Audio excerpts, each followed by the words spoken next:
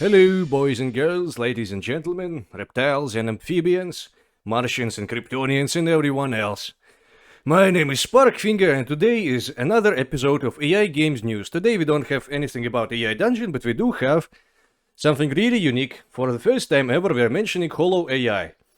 Yeah, the developer or the representative of the game, whose name is Prior Penalty on Reddit, finally decided to release an update and actually release a post for this. Yeah, if he hadn't released this post, he wouldn't be able to create a subreddit for himself because he needs 500 karma.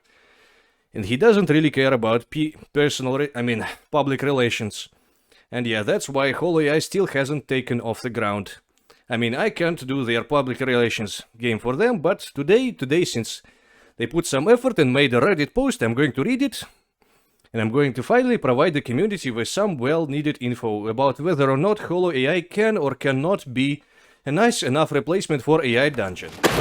Okay, let's read this. Holo version 1.2, new model fine-tune, editor and genre tags. Right, holo.com, that's not a link to the article, that's just the site. Prior penalty OP. The holodeck version 2 is a significant upgrade from the model we put out last week. The model was trained mostly on novels and should be especially good at long-form content. Enable it in the right sidebar. Well, number one mistake they are making, is the fact that they are not creating a model trained on choose-your-own-adventures type of games, because that's literally what people want. I've been literally hearing so many people, boys and girls, old men and young women cry about NovelAI not having CYOA format established well enough. But later on, stay tuned for the news. We are going to talk about that later on.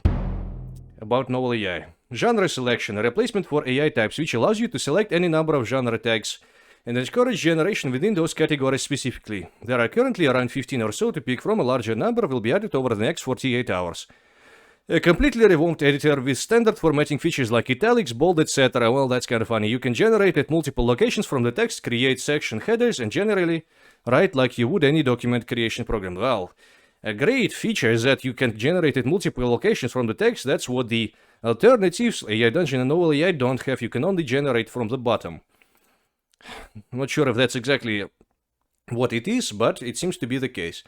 Because honestly, I have not played HoloAI ever since it was first announced, ever since the first demo. We're going to talk about that later, whether or not HoloAI is currently good or not. Remote cross-device storage of all story metadata, world info, authors, notes, generation, setting, genre, etc. Well, perfect. Finally, the very important feature that all the other competitors have. Fairly massive performance improvements, very, very nice thing. We got so much better. Yes, we're going to tell everyone how we got so much better, am I right? Accessibility improvements, I don't know what this is. Many bug fixes, still no idea what this is. Arriving soon, as the next couple days, text-to-speech, an expanded list of themes, automatic model understanding, generation of bold and italicized text. For now, this is just stripped. Oh yeah, well, I hope the people who love HoloAI are happy that I'm finally making a video about it. Finally, there is something I can work off, because clearly I can mostly work off the articles that the developers themselves publish. That's the only way I can read and, comment on the situation. And I was actually going to make a video about HoloAI. It was going to be a really funny trolling video describing the drama within the HoloAI and NovelAI community, but honestly it was so damn complicated I decided not to make it. And yeah, I was not in the mood to talk to the guys themselves. I'm not really kind of an interviewer kind of guy yet. But yeah, and honestly it wasn't that interesting. The drama wasn't that interesting, although the drama could have been their opportunity to create quite some, acknowledgement, create quite some hype. But yeah, it wasn't good and interesting enough drama. So yeah, we're done with HoloAI, this new article, but let's talk about whether or not HoloAI or Right Holo is currently a good thing. From what I understand, currently Holo has a JAX model, 6 billion model as well, the same kind that you can use in Cobalt AI that NovelAI uses. NovelAI uses a fine-tuned version, and so does HoloAI. So potentially HoloAI can be quite a nice option.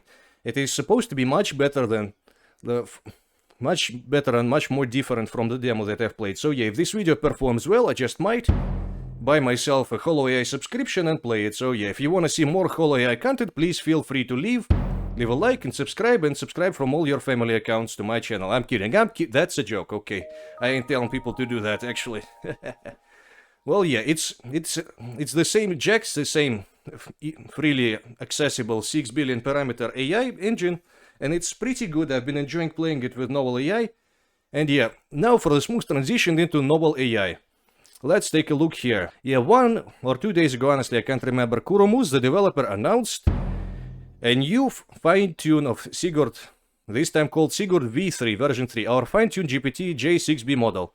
It's an experimental feature for our Opus tier subscribers, currently only available for Opus tier subscribers. Once again, yeah, one more incentive to buy Opus tier if you really want to experiment with something that might not be as good as you expect it to be. It's still undergoing development as expected.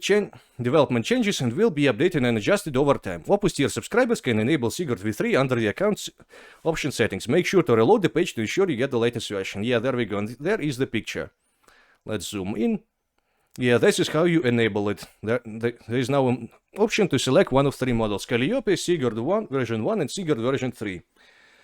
And yeah, now let's talk about the very interesting news. Sigurd V3 was supposed to become an actual game engine. Yes, a lot of people, a lot of users were reporting that Sigurd V3 for the Opus tier subscribers was suddenly outputting choose your own adventure type of content. It was mostly talking in second person and changing everything to second person, and I myself was really hyped.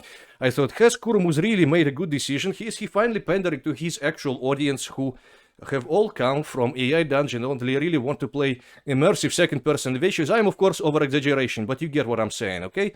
A lot of us, a lot of players, quite vocally do want the second-person adventures. A lot of people don't really care for the writing assistant portion of NovelAI. They want to play NovelAI as a game. And yeah, I was hoping it's actually going to be fine-tuned on choose-your-own-adventure type of games, but from what I understand, that's actually not intended.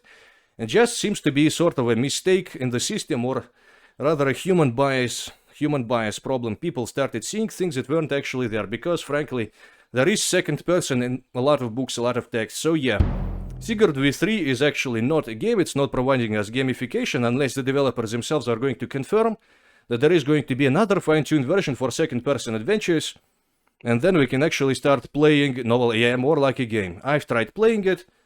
Okay, let me show you. There we go, I tried playing it, I tried generating some, basically medieval context, and it seems to actually be performing worse than the version of Sigurd that is currently available to the public. It's not fine-tuned, and that sort of makes it much more random. Then again, my settings are sort of mostly random right now, but I have been changing them a lot in an attempt to generate a compelling enough second-person adventure. But yeah, the version of Sigurd of Jax that is currently available to everyone is a pretty good version. This version is rather raw, or at least it was when I was playing it yesterday. There we go, Calliope, Sigurd and Sigurd V3. It's currently a bit raw, a bit, well, not fine-tuned technically speaking. And it seems to be providing a rather random output, at least that's my subjective opinion so far. This version is worse than the version that's currently accessible for everyone. For all the NovelAI subscribers, and that's about it. Those are all the stories. HoloAI, my first video about HoloAI. I hope people who enjoy HoloAI are happy with this. A little bit of a news update from NovelAI, a bit of a hype. We are going to get a game element in NovelAI, but apparently we are not getting it, which is of course disappointing. I was actually going to make a trolling video, sort of making fun.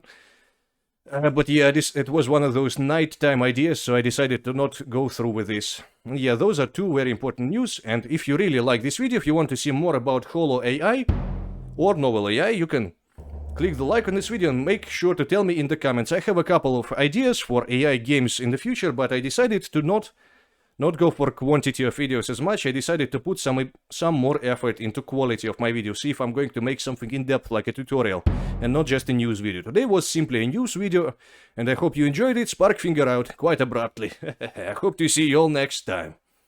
Bye for now.